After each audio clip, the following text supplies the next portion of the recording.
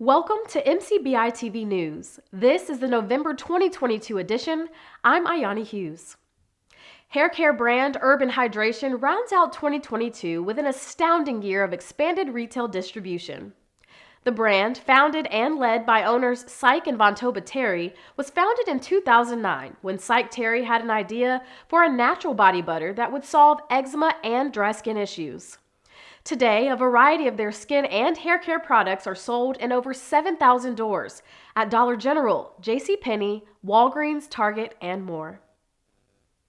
This month, Undefined Beauty landed 6 products in 634 Ulta stores, including its best-selling direct-to-consumer product, R&R Tinted Mineral Sun Serum. Founder Dorian Morris has been quoted saying she believes in a democratized approach to beauty and wellness, with everyone deserving access to high-quality, clean products. Undefined was built to bridge that gap. Morris is a former participant in Target's 2021 Takeoff Beauty Accelerator. The newest Latinx-owned brand to step into the beauty arena is Erenzi. Founders Alina Gonzalez, Vanessa Ramos, and Alex Pearl united to create a brand that at its core celebrates Latina women's allure, beauty, and unique essence, blending generations of deeply rooted traditions with modern-day life. According to their website, the founders have a passion for creating a unique and differentiated beauty experience that propels representation and normalizes diversity. Gonzalez, an ex-Avon and L'Oreal exec, references the company's business model to that of a modern version of Mary Kay, with their affiliate program turning consumers into sellers.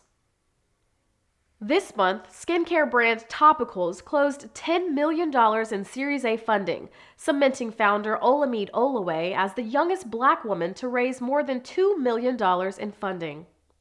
A Gen Z favorite, Topicals is the fastest-growing skincare brand in Sephora stores. In 2022, it's noted that the company sells one product every minute. This fall, vegan and cruelty-free Bolden Skincare celebrated their launch in 1,000 Walmart stores. The brand is Black female-owned and describes itself as intentionally formulated with science-backed products that work on melanin-rich skin. November is Native American Heritage Month, with brands including Prados Beauty, Cheekbone, Blended Girl Cosmetics, and Ashi Beauty named among Indigenous-owned beauty and fashion brands to know. PureWow recently identified 20 brands to support. You can view the feature on their website at purewow.com. Throughout the month, a number of industry professionals announced their new job roles. MCBI congratulates Shanta Gord, who joins Kendo Brands as Director of Social Media for Fenty Beauty. Prior to becoming part of Team Fenty, Shanta was in social media with L'Oreal and Curology. Natural Partners in Crime co-founder Sabrina Bossier joins Adwoa as their new sales and events manager. Tiara Lee is the new global director of integrated marketing for AFAM. Former head of global marketing at Alafia, Lanaya Edwards, is the new CMO at 13 Lune. And Jen Woolley is the new Senior Global Brand Manager for Fenty Skin. Help MCBI recognize your new role or promotion by emailing us at mcbinsider@gmail.com. Bizjournals announced that Baltimore-based feminine hygiene company Femly has been named to their innovators list of national startups to watch. Ariane Long, the company's founder and chief estrogen officer, is leading the movement to make period products free and accessible in business, education, and public bathrooms. Femly's products are plant-based and organic, and the company is expected to finish 2022 earning $13 million. Hair care brand The Do dives into its first large-scale TikTok campaign by partnering with popular rapper Baby Tate to promote their B-Girl collection of products made with catatonic honey. The Do is known for its branding with product names that honors 90s hip-hop culture. The 8-product B-Girl collection likewise launches with a fun play on product names that honor the queens of 90s hip-hop, such as Push It, Supersonic, and Misdemeanor. We love a good throwback. As specialty beauty retailers continue to make room for healthier beauty products on shelf, L.YS Beauty, Sephora's first Black-owned beauty brand, is a multicultural clean beauty success story. I talked with L.YS founder Tisha Thompson about why her brand attracted retail buyers and what it took to get on shelf. Black and brown people are 2 times more likely to be exposed to harmful ingredients, toxic ingredients. Meet Tisha Thompson, longtime corporate beauty professional, makeup connoisseur, and founder of L.YS Beauty. L.YS, it means love yourself. A history-making clean beauty brand that's sweeping the beauty world by storm. We deserve products that are great for our skin as well. L.YS is not only the first Black woman-owned Sephora clean makeup brand to take the shelves of hundreds of U.S. stores, but also a brand created to highlight people of color. I was like in my 20s before I saw anybody that looked like me in a beauty campaign. And so I wanted to create a brand that I could really identify with, see myself in, and just be comfortable being me and being unique, but then also, having products that work for me. While L.YS products launched in more than 300 Sephora stores in 2020, she says starting and scaling a business, especially in the midst of COVID-19, was no easy feat. It's blazing a path and starting new. And it's really challenging because the cost of capital and resources and infrastructure and all the things you need to really operate a business are really expensive. Black and brown people, really, we get less than 3% of all business capital invested in our businesses. It's challenging. But with a little grit, a lot of passion, and utilizing resources, L.YS Beauty prevailed and most recently expanded into 60 more locations, still with a focus on clean beauty. It's really now the progression you're really starting to see in the space when you start seeing ownership by Black and brown people really shifting the narrative in beauty. We deserve products that are great for our skin as well. Reporting for MCBI-TV, I'm Ayani Hughes.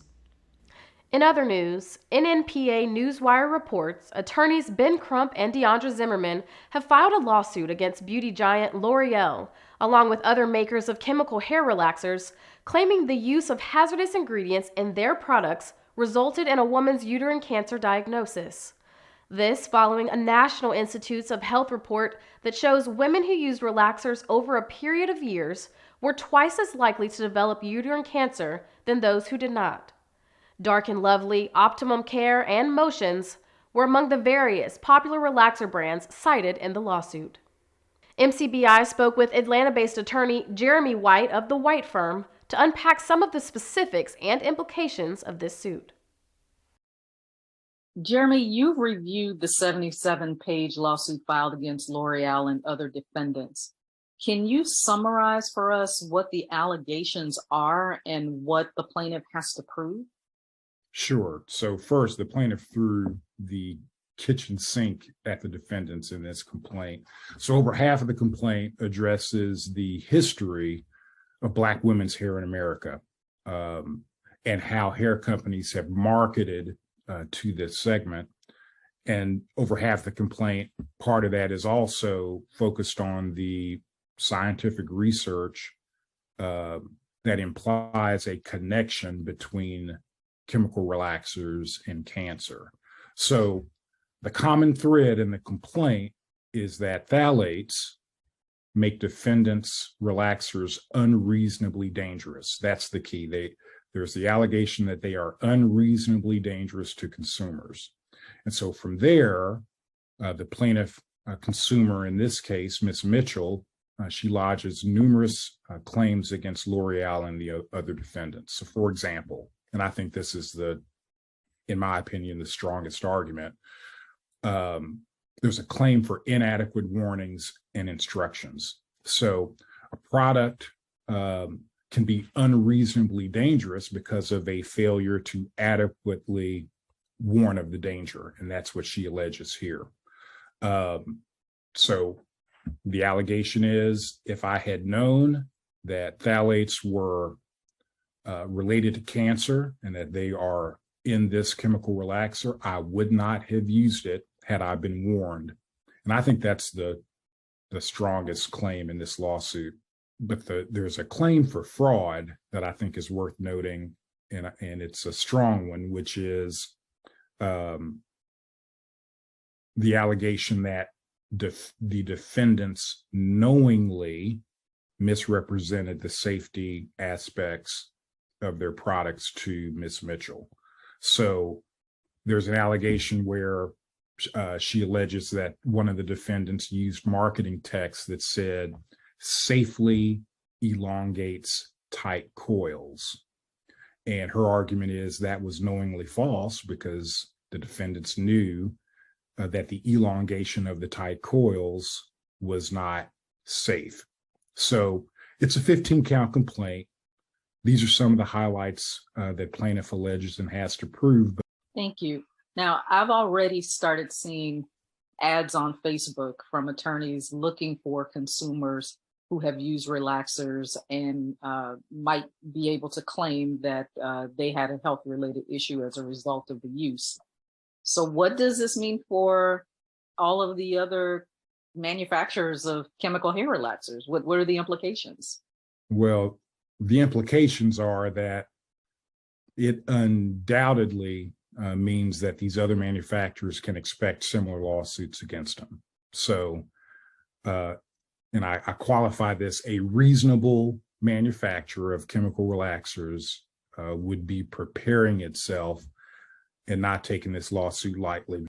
From hair, skin, and personal care to color cosmetics, beauty brands are faced with the rising voices of advocacy for clean, healthier products, especially those specifically formulated for BIPOC women that may have adverse health effects. The campaign for Safe Cosmetics vets and lists brands for their non-toxic Black Beauty project, which advocates for products that are free of harmful ingredients. For a full list of Black-owned brands that meet the campaign for Safe Cosmetics standard, visit safecosmetics.org. This edition of MCBI-TV News is brought to you by Bellamy Media Group and Associates. BMG works with beauty brands to deliver the best in SEO, website design, and social media ad management. Learn more about how BMG can help your business thrive online at bellamymediagroup.com. Scotch Porter has the distinction of being named the 2022 Industry Elite Men's Grooming Brand of the Year.